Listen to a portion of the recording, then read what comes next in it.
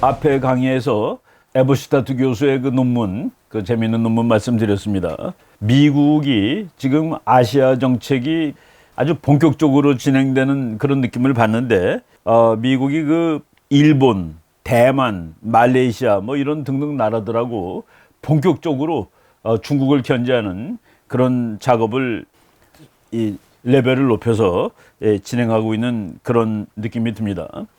바로 그 이제 8월 21일이죠. 그러니까 뭐 엊그제 되는데 그 미국이 대만의 그 F-16V라는 전투기를 66대 판매하기로 완전히 확정을 했습니다. 물론 이제 국회에서 그것을 승인을 해야 된다고 그러지만은 미국 국방부가 국회에다 보고를 했고 미국 국무부가 발표를 했습니다.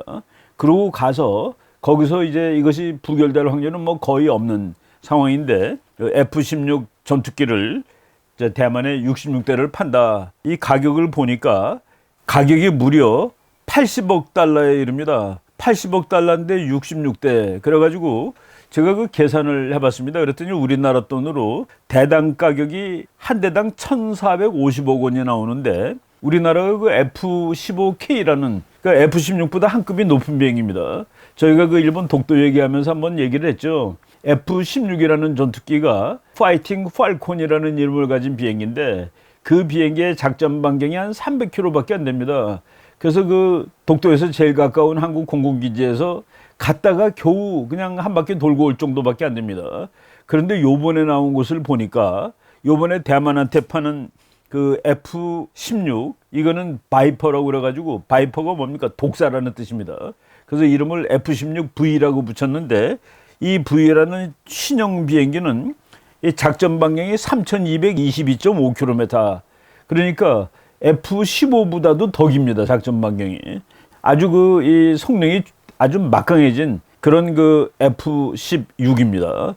이 비행기를 대만한테 66대를 파는데 미국이 대만한테 이제 F-16을 옛날에 팔았습니다. 그 A형, B형, 그 9형이죠. 그것을 팔았고 그 다음에 이 비행기를 조금씩 이제 그 업그레이드를 시켜야 되니까 업그레이드 시켜주는 일은 미국이 했었습니다. 그런데 아예 새 비행기를 파는 것은 25년 만에 처음입니다. 뭐 지금 중국은 뭐 완전히 그 속이 부글부글 끓을 겁니다. 이 비행기에 그 몇 가지 기본 성능이 있는데 이 기본 성능이 공중전입니다. 공중전. 원래 그 F-16은 그 공중전이라기보다도 F-15가 공중전용이고 F-16은 그냥 가서 폭격하는 비행기였는데 얘는 공중전도 탁월하게 할 수가 있고 그걸 하기 위해서 중거리, 단거리 미사일을 여러 발을 장착을 합니다. 그 다음에 그 인터딕션이라는 거가 있는데 인터딕션은 적의 공격을 차단한다는 그런 뜻입니다. 그러니까 메리타임 인터딕션 미션을 아주 능히 할 수 있는 비행기다. 메리타임 인터딕션은 바다를 통해서 적국이 공격해 올 때 그것을 차단하는 작전을 아주 능히 할 수 있는 비행기다라는 뜻인데 이 F-16V 전투기의 성능이 공중전하고 메리타임 인터딕션 지금 중국이 대만을 공격하려면 바다를 통해서 공격해야 되죠. 바로 그 이 중국의 공격을 막을 수 있는 그 기능에 특화된 이런 비행기를 66대를 팔았다. 그 우리나라가 F-15 사올 때보다 더 그때 F-15를 우리가 한 대에 1,000억이라고 그랬습니다. 근데 이 F-16은 1,450억이라고 계산이 나오니까 뭐 얼마나 좋은 비행기인지 우리가 상상할 수 있을 겁니다. 이 비행기는 뭐 4세대 비행기라고 할지라도 5세대인 그 F-22 그리고 F-35 이거 둘 다 스텔스죠. 그거하고 합동작전을 하는데도 전혀 문제가 없는 그런 그 신형 전투기인 거로 지금 알려져 있습니다. 그 미국이 66대를 이제 대만한테 갖다 파는 것이죠. 중국은 어떻게 이제 반응을 해야 될지 모르겠는데 뭐 중국은 자기의 주권을 지키기 위해서 모든 것을 다 하겠다라고 얘기를 하고 있습니다. 대만은 또 자기 주권을 지키기 위해서 이 비행기를 사온 것이고 또 미국이 이제 갖다 판 것이죠. 그리고 또 특이한 상황이 하나가 8월 19일 날 제가 이제 미국의 그 스타즈 앤드 스트라이프스 거기에서 이제 읽은 자료인데 미국하고 말레이시아도 지금 열심히 훈련을 하고 있습니다. 말레이시아는 영국 식민지이기 때문에 그 영어가 잘 통하는 나라입니다. 미국하고.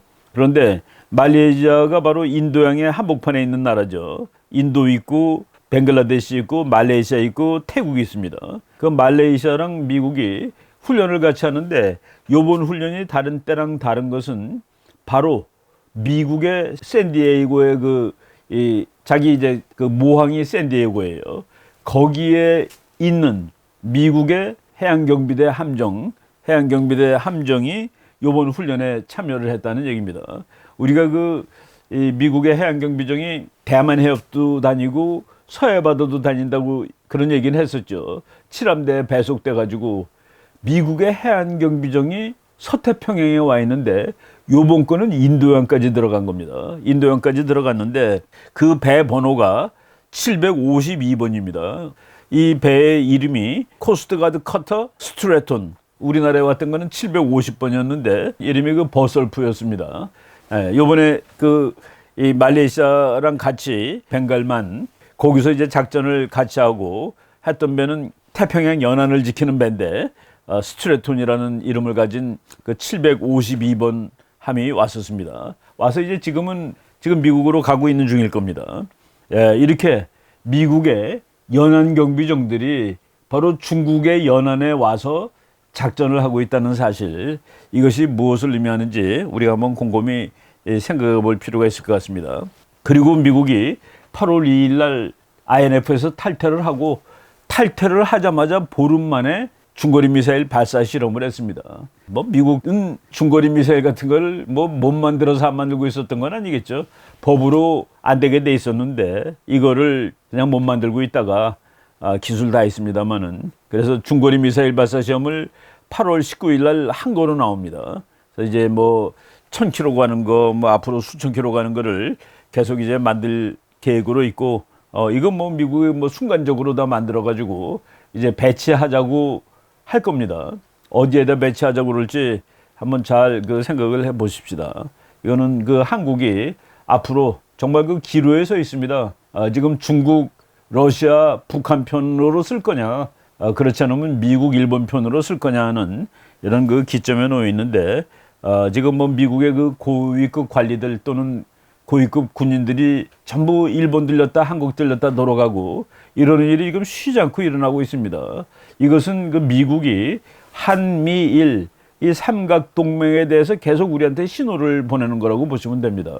지금 한국 정부가 일본하고는 완전히 적국처럼 돼가지고 맞짱을 뜨겠다고 그러고 있고, 그리고 러시아나 중국이 하는 일에 대해서는 전혀 항의도 안 하고 있고, 북한이 미사일을 쉬지 않고 지금 쏴대고 있는데 거기에 대해서도 아무런 말을 하고 있지 않습니다. 이런 행동이 지금 이제 더 이상 그렇게 할 수 있을 거냐에 대해서 잘 생각해 봐야 됩니다. 그래서 지금 미국이 말레이시아랑 훈련하고 대만을 또 자기 편으로 만들고 이러는 과정에서 지금 홍콩의 자유혁명이라는 말까지 이제 나오고 있습니다. 홍콩의 시위가 처음에 시작된 것이 6월 9일이었는데 지금 이제 8월 하순으로 접어드니까 무려 지금 12주째 이 데모가 지속되고 있습니다. 요 8월 10며칠 날인가는 비가 많이 왔는데 그런데도 홍콩 사람이 무려 170만 명이 나왔다고 그럽니다.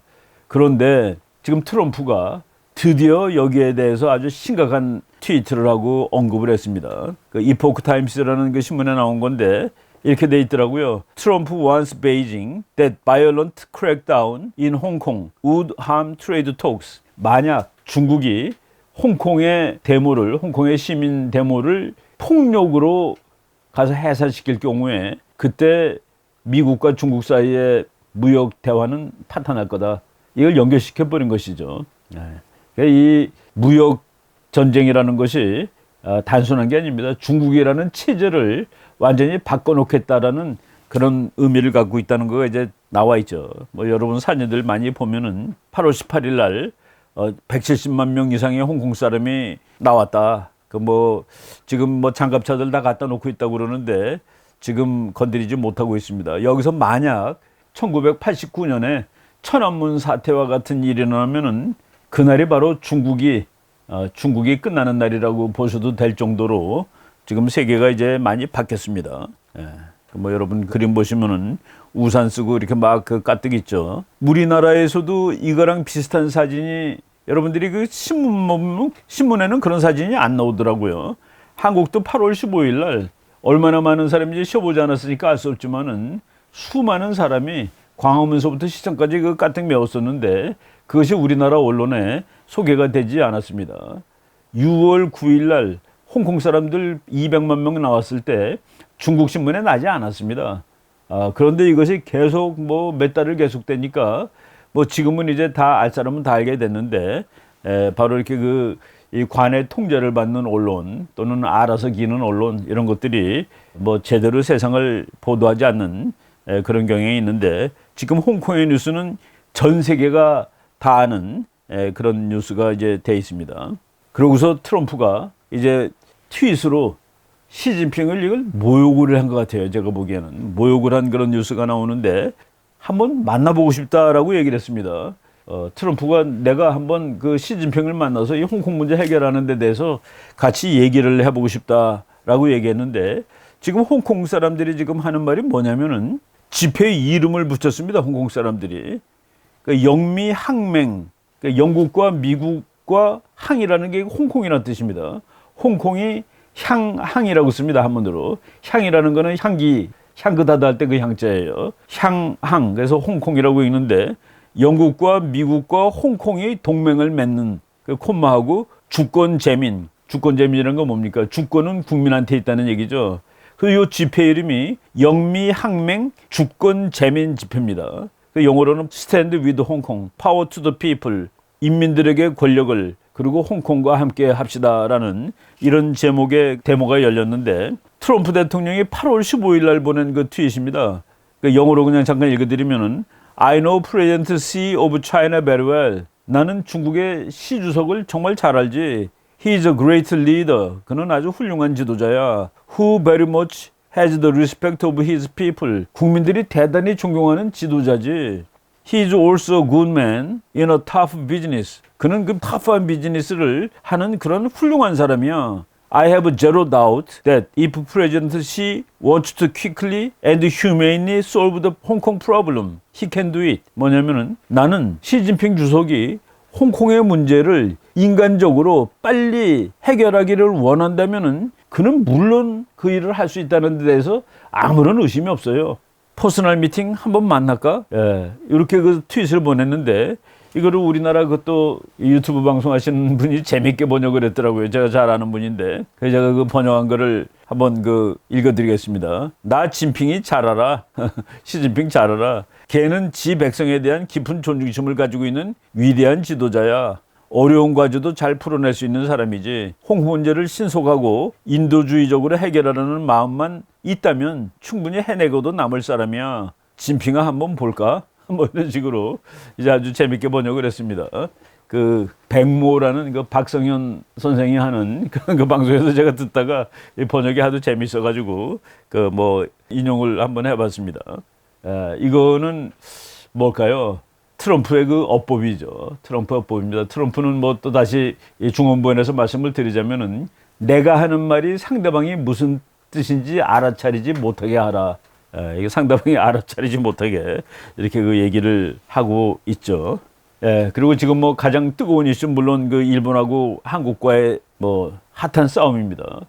제가 그 최근에 이제 지방에 강의도 하러 갔다 오고 그러는데 그 지방 도시에 뭐 플래카드가 많이 걸려 있습니다. 뭐 절대 일본 가지도 않고 일본 물건 사지도 않고 끝까지 싸우겠다. 그리고 우리가 이긴다라는 그런 식으로 이제 얘기가 나와 있는데 지금 일본 매년 이제 8월이나 9월 달에 국방백서를 간행합니다. 국방백서를 이제 간행을 하게 되면은 일본의 그 방위청에서 이제 그걸 해가지고 일본 의회로 보내고 기본 원안에 그 승인이 떨어지면은 이제 인쇄를 해요. 제가 뭐 매년 한 해도 빠지지 않고 다 사지는 않습니다만은 거의 대부분 그 일본의 방위백서를 지금 뭐 나올 때마다 구입해서 이제 보고 있는데 이제 금년에는 9월 달에 나온다고 그럽니다. 9월 달에 나오는 원안이 지금 완성이 됐는데 그 원안에 이런 말이 써 있다고 그럽니다. 북한이 핵무기의 소형화와 탄두화를 이미 실현한 것으로 보인다. 이렇게 보겠다라는 뜻도 됩니다. 보인다, 보겠다.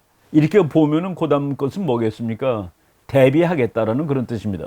아직은 아니다 라고 볼 수도 있고 이미 완성했다. 이것이 사실일 수도 있고 아닐 수도 있어요. 그렇지만은 방위백서라는 게 뭡니까? 그 나라의 그 방위 정책을 소개하고 앞으로 나갈 지침을 이제 결정하는 것이죠. 거기에 지금 일본도 모종의 대처를 하겠다라는 그런 의미가 있는 거로 봅니다. 그래서 제가 뭐 전번에도 인용을 했지만은 저희 이 강의를 들어주시는 팬께서 매일 그냥 하루하루씩 일본에서 나온 그 일본 신문 요약에서 자료를 보내주는데 요미우리 신문에 요약이 된 것을 제가 이제 보내준 걸 조금 이제 또 정리를 해봤습니다. 북한의 핵이 이미 탄도화되었다는 방위백서 원안이 가기에서 제출됐고, 그리고 일본의 그 방위백서 보면은 그 위협도 나오고, 그리고 동맹국이 나오는데, 동맹국의 순서가 이제 나오는데, 우리나라의 그 동맹국의 순위가 뒤로 훨씬 밀린 거로 이렇게 나왔다라고 되어 있습니다. 한국의 소개 순서가 격화되었다. 그리고 북한은 핵무기의 소형화, 탄도화를 실현한 것으로 보인다. 즉 미국까지 갈지는 모르겠는데 일본까지는 오는 것 같다라고 썼고, 그리고 대립이 깊어지고 있는 한국에 대해서는 안전보장 협력을 진행하는 나라, 지역의 소개 순에서 작년보다 뒤로 밀렸다라고 되어 있습니다. 그리고 정부는 9월 중순 가기에서 백서를 승인하는 방향으로 조정 중이다. 그리고 북한의 군사동맹에 대해서는 중대한 동시에 눈앞에 닥친 위협이라는 인식을 유지했다. 지금 이제 대비하겠다라는 것을 본격적으로 나가는 것 같습니다. 2018년 판에 일본이 동맹국의 명단을 이렇게 쭉 썼는데 호주 다음에 한국을 썼는데 금년판에는 호주 다음에 인도 다음에 동남아 아시아 각국 다음에 한국이라고 썼다고. 그러니까 동맹국의 순서에서 제일 뒤로 밀린 거나 마찬가지죠. 아세안 각국이면 뭐 필리핀 들어가고 태국 들어가고 다 들어갈 텐데 그 다음에 네 번째로 썼다라고 얘기를 하고 있습니다. 그리고 일본이 지금 우리한테 물자 3개를 안 판다고 그랬었는데 안 판다는 이유는 그것이 전략 물자인데 적성 국가로 팔려 나갔다는 의심 때문에 안 판다라고 하는데 그 3개 중에서 불화수소와 불화폴리이미드는 아직 이제 허가가 나지 않았습니다만은 리지스트라는 거, 이게 무슨 반도체 기판에 바르는 감광제래요. 그거는 팔기로 허가를 했다. 요 3가지가 전부 전략 물자로 쓰일 수 있는데 그 중에 한 개는 한국에 판다. 지금 제가 뭐 여러 번 말씀을 드렸습니다만은 일본이 팔지 않겠다고 그러진 않았습니다. 수출 금지라고 그러진 않았죠. 이거를 확인하고 팔겠다. 확인하고 파는 대상이 바로 와이트리스트 바깥에 있는 나라들입니다. 와이트리스트에 있는 나라는 확인 안 하고 파는 거예요. 안전보장에 문제가 없다고 판단되면 나머지 2개 품목에 대해서도 수출 허가를 낼 것이다 라고 뭐 일본 신문에 나왔답니다. 그리고 제가 문예춘추라는 일본 잡지가 있는데 뭐 일본에서 최고로 유명한 월간 잡지입니다. 이거 뭐 제가 인터넷 들어가가지고 제목만 한번 훑어본 거예요. 논문이 아직 떠 있지는 않습니다. 그래도 이 제목들이 일본도 본격적으로 한국하고 싸우고 있구나. 일본 국민들까지도 그 싸움에 동원하고 있구나라는 그 느낌을 알 수 있는데 그냥 뭐 제목 한 몇 개만 읽어드리겠습니다. 제목 중에 제일 놀라운 거는 저거예요. 일미 합동 연습 끌어놓고 충격의 시나리오, 위협국은 한국. 그러니까 한국을 가상 적국으로 해가지고 일본과 미국이 합동 연습을 한다는 그 얘기입니다. 그리고 징용경 판결은 이시조선해로 회귀하는 것이다. 그러니까 우리가 징용경 판결을 뭐 일본 보고 다시 하자고 대법원에서 이제 판결 난 거, 이거는 이시조선으로 회귀하는 것이다. 그리고 이 위안부에 대한 사저가 한국에 이용당했다. 그리고 일본과 한국의 관계가 점점 거세게 불타오르고 있는 중이다. 문재인 정권이 적국이 되는 날, 뭐 이런 제목이 글이 지금 막 나오고 있습니다. 그래서 이 경제전쟁 이지만은 이것이 국민들 사이에 감정이 막 격화되는 그런 느낌을 받는데 이게 좋은 것인지에 대해서 저는 아니라고 뭐 누차 말씀을 드렸습니다. 그런데 지금 제가 이제 신장섭이라는 싱가포르 대학 교수가 계시는데 저분이 쓴 금융전쟁이라는 책이 있습니다. 제가 몇 년 전, 이게 2009년에 나온 책이니까 한 10년 된 책인데 뭐 사가지고 한번 쭉 읽어본 적이 있습니다. 제가 뭐 이 부분에 대해서 전문성이 약하기 때문에 제대로 잘 완벽하게 이해를 할 수 없었습니다만은 요번에 8월 19일 날 매일경제신문에 글을 기고한 거를 봤습니다. 그러니까 금융 전문가가 한일 전쟁을 어떻게 보고 있는가 하는 거기에 대해서 요약 정리가 잘 돼 있는데 제목 자체가 금융시장에서 완패한 한일전으로 돼 있습니다. 한국이 완패했다는 거예요. 일본 정부가 지난 7월 1일 한국에 대한 수출 규제를 발표하면서 2년 전 동안 지속되었던 한일 갈등이 한일 경제 외교 전쟁으로 비화하고 있다. 문재인 대통령이 광복절 경축사를 통해 대화와 협력의 길로 나온다면 기꺼이 손을 잡을 것이라고 유화 메시지를 보냈지만 일본의 고노다로 외상은 즉각 문 대통령이 국제법 위반 상황을 시정하는 리더십을 발휘해야 한다며 한국이 먼저 행동하라. 그러니까 이제 거부한 것이죠. 한국이 먼저 행동을 취한다는 입장을 고수하고 있다. 예, 지금 뭐 초반전이기 때문에 아직까지 눈에 보이지 않는데 그래서 이제 밀당이 어떻게 진행될지는 좀 더 두고 봐야 할 것이다. 그러나 이 과정에서 두 가지 사실은 부인할 수 없게 이미 나타나고 있다. 첫째, 금융시장에서 환율과 주가가 움직인 것을 보면 한일전에서 한국이 완패했다. 일본 돈은 이제 안전자산으로 취급이 되고 한국 돈은 불안전자산으로 취급되고 있습니다. 그러니까 불안전자산은 값어치가 내려가는 거예요. 안전자산은 올라가고 지금 그런 현상이 지금 한 달밖에 안 됐지만은 나타났다라는 그런 얘기죠. 이거는 8월 19일자 글입니다. 둘째, 이번 대결이 한일전처럼 시작되었지만 지금은 국제금융시장에서 한국 경제와 투기 세력 간의 전쟁으로 전선이 급격히 이동해 있다. 이 두 나라만의 싸움이 아니라 이 전 세계 금융 그 투기 세력이 이제 한국을 약골로 보고서 이제 달겨들 수 있는 그런 상황으로 간다라는 내용의 글입니다. 이제 여기서는 아예 설명을 했습니다. 금융지표를 보자. 원화 환율은 달러당 1,200원을 뚫고 한때 1,230원까지 올라갔었다. 7월 이후 약 5% 절하된 상태다. 그렇죠. 우리가 국민총생산을 달러로 계산합니다. 그러니까 5% 지금 줄어든 거예요. 달러로 계산하면은 100이 95가 됐다는 얘기입니다. 반면 엔화는 오히려 강세로 갔다. 달러 대비 2%가량 절상되었다. 일본은 2% 늘어난 꼴이 되는 겁니다. GDP가. 주식시장에서 한국의 코스피 달러 가치로 15%가량 폭락했다. 한국은 15%가 내려갔다는 거죠. 일본의 니케이 지수는 4% 정도 떨어지는데 그쳤다. 금융지표 움직임 차이는 한일 간 실력 차로 설명할 수밖에 없다. 금융시장이 불안해질 때 엔화는 안전자산, 원화는 취약자산으로 분류된다. 이것은 수십 년 걸려도 해결할 수 없는 뼈아픈 현실이다. 그렇죠. 현재가 그렇다는 것은 인정을 해야 됩니다. 우리가 지난 시간에 이 전쟁을 할 때 병법에서는 뭐라고 얘기하느냐를 쭉 얘기를 했는데 이분이 그 비슷한 얘기를 그냥 쓰고 있습니다. 금융시장의 판정은 냉혹하다. 시장 참가자들은 한국과 일본 중 누가 먼저 잘못했는지 누구 잘못이 더 큰지 따지지 않는다. 그렇죠. 제가 그런 말도 한 적이 있었죠.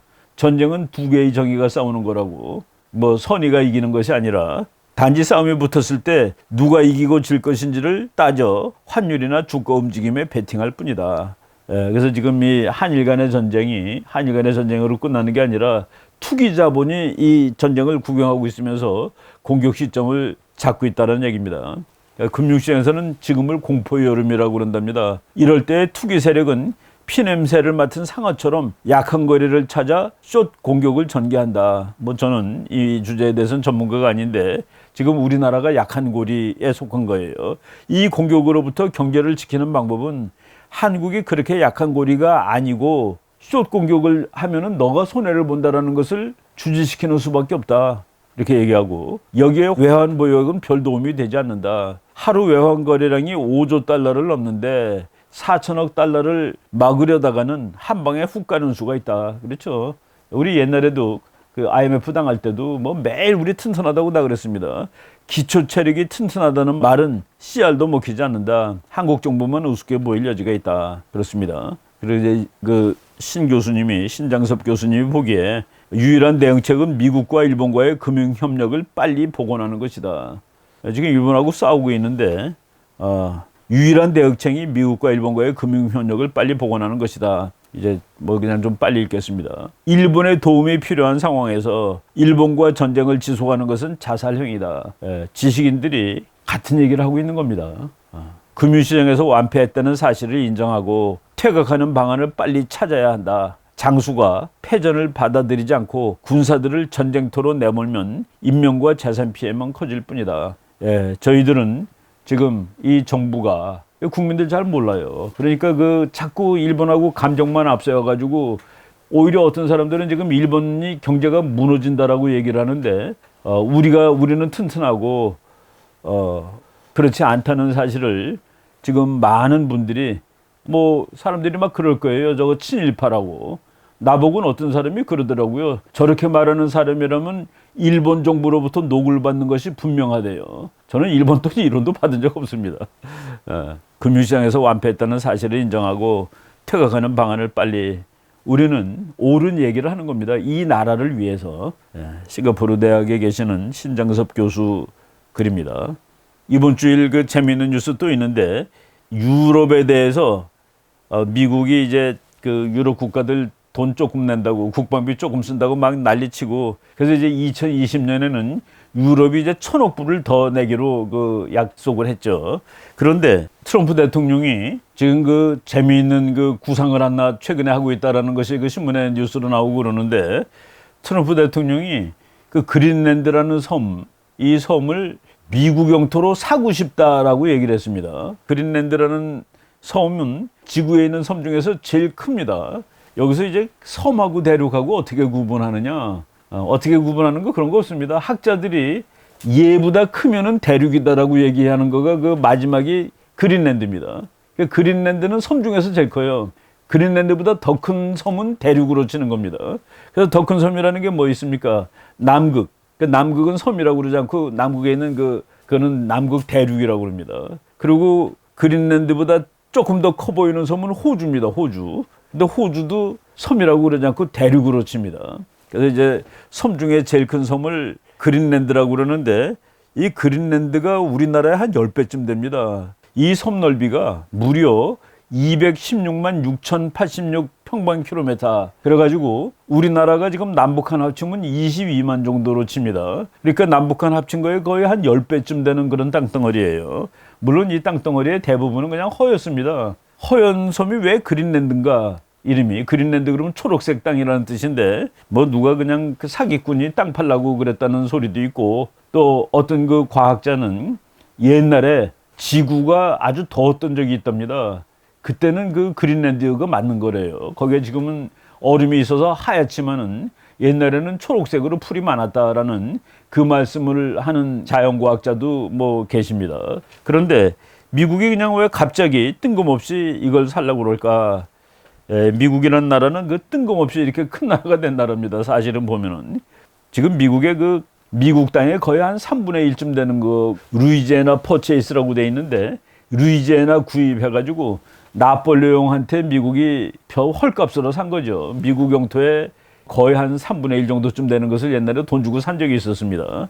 그럼 뭐 그거는 1800년대 이제 초반 얘기인데 1897년에 맥킨리 대통령이 하와이를 병합을 했습니다. 합병을 했죠. 그리고 그거보다 30년 전인 1867년에는 알래스카를 또 미국이 돈 주고 샀습니다. 러시아로부터. 돈 주고 사고 그러다가 이제 알래스카하고 하와이는 1959년에 각각 미국의 49번째, 50번째 주로 이제 편입이 되죠. 그래서 지금 미국의 주가 50개가 있는 겁니다.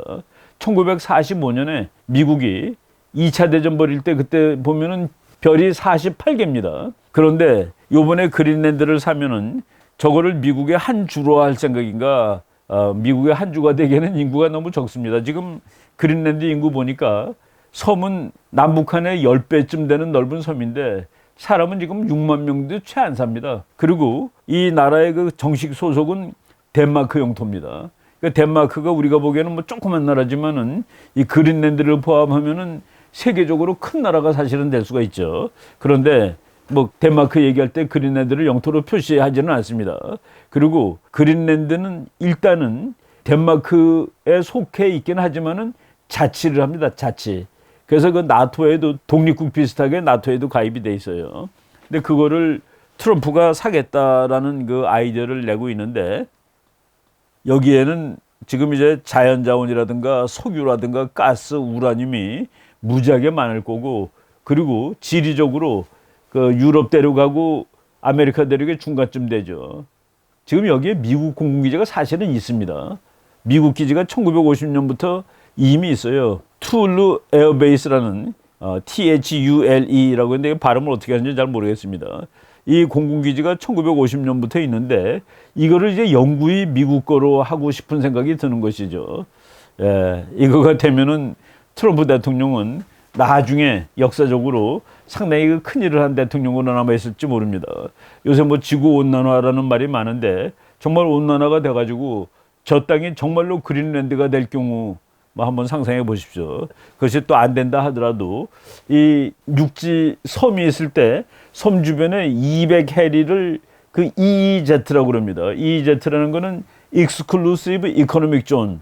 그래서 그 섬을 가진 나라가 그 200해리 내에 있는 그런 그 광물 자원, 그 바다의 물고기들 많잖아요. 이런 자원을 거의 배타적으로 그 경제적 권리를 가질 수가 있습니다. 그래서 그 섬나라들이 그 바다 EEZ 넓이로 치면 웬만한 대륙국가보다도 더 넓게 나오죠. 바로 이런 그 미래를 내다보고서 그런 이 딜을 한번 덴마크한테 그 요청을 하는 것 같아요. 그러니까 만약 거기 사는 6만 명이 우리 미국 사람 되고 싶어 그러면 이거 금방 될 수 있는 겁니다. 뭐 나 덴마크 사람 하는 것보다 미국 사람이 더 좋을 것 같은데, 뭐 지금 덴마크도 가난한 나라가 아니기 때문에 저 사람들이 뭐 돈만 가지고서 결정할 것은 아닙니다만은 이런 그 아이디어가 지금 나오고 있다는 그런 얘기가 상당히 그 뭐 재미있는 그런 진전입니다. 예, 여기 뭐 여러분 그림 하나 보시면 재미있는데 트럼프가 그 부동산 업자인데 자기가 그 그린랜드를 다 이렇게 그 미국 땅으로 만들어도 거기다 트럼프 타워 같은 거 짓지 않겠다 해가지고 이것이 그 트위터 거기 그 사진까지 해서 나와 있더라고요. 예, 뭐 이런 그 일이 이제 지금 있는데 여기가 어느 날 뭐 어떤 사람이 그 51주가 되느냐는데 51주는 지금 되지 않을 겁니다. 51주가 되려면은 웬만큼 인구가 있어야 되는데 거의 6만 명도 안 되는 나라를 한 주로 만들 수는 없어요. 왜냐하면은 한 주가 되게 되면은 정치적으로 상원의원이 2명이 생깁니다. 상원의원이 2명이 생기는데 그럼 그린랜드가 5만 명밖에 안 되는데 상원의원이 2명이라는 건 말이 안 되죠. 그리고 하원의원도 1명은 무조건 있어야 됩니다. 그래서 지금 미국에 보면은 인구가 100만 명이 안 되는 주가 7주가 있습니다. 그 100만 명이 안 되는 주가 7개가 있는데 그 7개의 주에 하원의원은 1명입니다. 근데 상원의원이 2명씩 있어가지고 그래서 그 대통령 선거인단을 3개 가져가는 주가 7주가 있습니다. 그런데 이제 그렇게 미국 정치에 큰 영향을 미치기 때문에 주로 승격되기는 뭐 그린랜드가 미국 땅이 된다 하더라도 그런 일이 있기는 뭐 어려울 것 같아요. 예, 요 얘기 나온 김에 제가 그 미국 선거제도에 대해서 하나만 말씀드리고 오늘 강의 뭐 여기까지 하는 걸로 하겠습니다. 미국에서는 뭐 그런 말이 있죠. 우리나라 사람들도 그래요. 아니 미국 국민 전체의 투표수가 많은 사람이 대통령이 돼야 되지 선거인단이 많은 사람이 대통령이 되는 게 말이 되느냐. 그래서 힐러리 클린턴이 트럼프보다 전체 득표수가 더 많습니다. 그리고 부시 때도 알고가 2000년 선거할 때도 전체 득표수가 더 많았습니다. 그런데 선거인단 수가 적어가지고 그래서 그 알고하고 힐러리 클린턴은 대통령이 되지 못했죠. 그래서 이거 헌법 바꿔야 된다라고 얘기를 했는데 그거는 그 미국이라는 나라의 그 연방제도를 몰라서 그러는 겁니다. 미국이 맨 처음에 13주가 모였을 때 큰 주가 원하는 거는 인구 비례대로 국회의원을 정하자 했습니다. 근데 작은 주들이 그 우리가 13분의 1도 안 되는 거 아니냐. 13주면은 13분의 1을 목을 해야지. 그래서 그렇다면은 연방에 안 들어가겠다. 그래서 거기서 절충으로 나온 것이 국회를 2개를 만들자. 상원은 큰 주든 작은 주든 전부 다 국회의원이 2명. 그리고 또 하원은 인구 비례대로. 그래서 절충해서 이제 나온 겁니다. 그러다 보니까 이제 오늘날 와서 무슨 문제가 생겼냐면은 제가 이제 그 작은 주들은 인구가 100만 명이 안 되는 주들은 하원의원이 1명이라고 그랬죠. 그리고 미국에서 제일 큰 주는 캘리포니아 주인데 캘리포니아 주는 지금 현재 3,730만이 넘습니다. 그런데 캘리포니아 주의 하원의원이 53명입니다. 미국에서 지금 인구가 제일 적은 주가 와이오밍 주입니다. 와이오밍 주는 56만 8,300명입니다. 하원의원이 1명입니다. 그런데 이제 대통령 선거할 때 한번 보겠습니다. 캘리포니아주는 하원의원 53명 더하기 상원의원 2명. 그래서 선거인단 숫자가 55석입니다. 캘리포니아는 55석인데 와이오밍은 하원의원 1명 더하기 상원의원 2명이니까 3명입니다.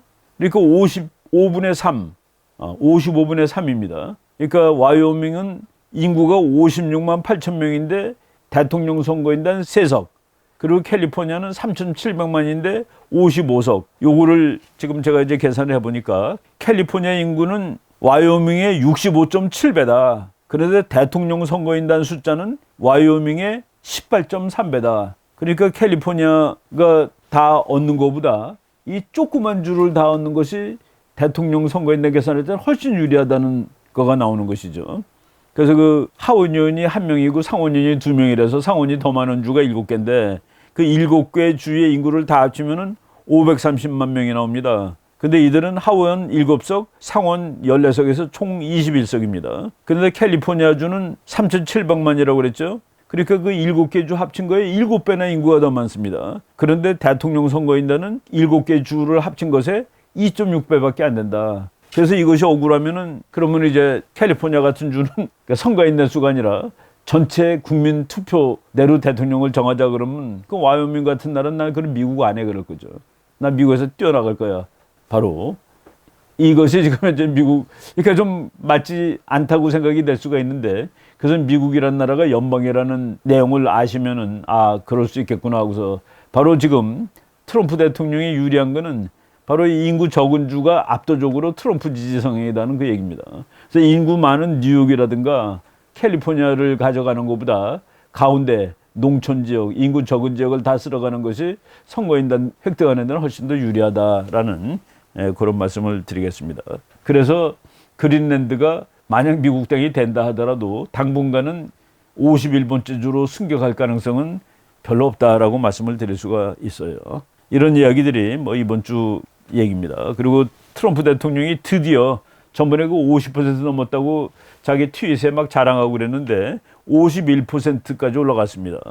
지금 이제 선거가 이제 내년으로 다가왔는데 이렇게 올라간다는 건 뭐 자기한테 그 유리한 상황이 될 수가 있겠죠. 예, 뭐 이런 것 등등 해가지고 또 뭐 앞으로 이제 그 상황이 지속될 텐데 지금 제가 이 강의를 하던 중에 그 뭐 뉴스가 갑자기 하나 그 들어온 거가 있는데 청와대가 한일 군사 정보 협정을 파기하기로 결정한 것 같습니다. 그래가지고 오늘 그 뭐 입력 시간이 6시 20분으로 돼 있는 그 조선닷컴입니다. 그래서 문 대통령이 NSC 상임위원회를 한 다음에 종료 결정을 보고받고 재가를 했다라고 이렇게 뉴스가 나오는군요. 저희들은 이거 하면 안 된다라고 이제 계속 주장을 했습니다. 이제 그 파국으로 가는 그런 상황 같은데 여기에서 그 안보 문제가 이제 우리나라한테 나쁘게 되면은 그 책임을 이거 지금 오늘 결정한 사람들이 다 져야 할 거라고 보여집니다. 지금 이 안보 문제까지도 우리가 일본하고 그 지소미아라고 한 것은 그냥 간단히 얘기하면은 걔네들이 북한에 대해서 우리보다 정보가 더 많기 때문에 우리가 같이 그 정보를 공유하는 겁니다. 그리고 그거는 한국하고 일본 관계뿐만 아니라 미국이 사실은 종용을 해서 한 거라고 보는 편이 더 맞을 겁니다. 그래서 그 삼각동맹이 되어야 그래야 북한이나 중국하고 그리고 러시아하고 우리가 그들의 위협을 맞서서 싸울 수가 있는데 지금 이렇게 나왔다는 거는 우리는 미국과 일본 편에 서지 않겠다라는 그런 의미도 될 수 있을 것 같습니다. 저희들이 이렇게 하면 안 된다라고 계속해서 얘기했는데 결국은 이렇게 결정이 나왔다는 것을 말씀을 드리고 요 자세한 내용도 앞으로 또 다음 그 강의에서 말씀을 드리도록 하겠습니다.